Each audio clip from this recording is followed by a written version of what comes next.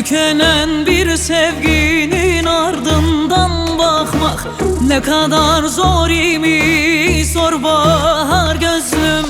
El ele gezerken el gibi olmak, ondan ayrı kalmak zor bahar gözlüm.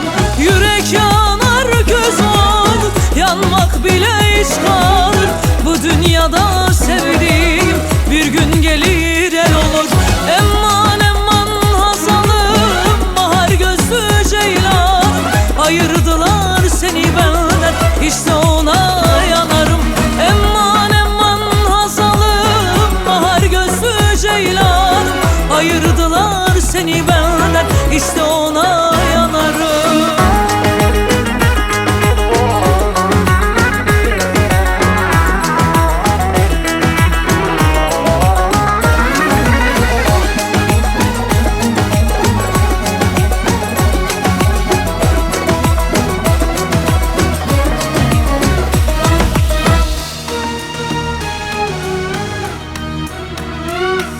Yaşanan günleri nasıl sileyim?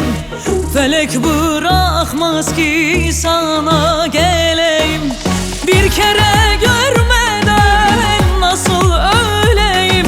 Gözüm açık gider, bil kara gözlüm. Yürek yanar, göz olur, yanmak bile iş kalır. Bu dünyada sevdiğim bir gün gelir el olur. Emman emman hazalım, bahar gözlü ceylan. Ayırdılar seni benden, işte ona yanarım. Emman emman hazalım, bahar gözlü ceylan. Ayırdılar seni benden, işte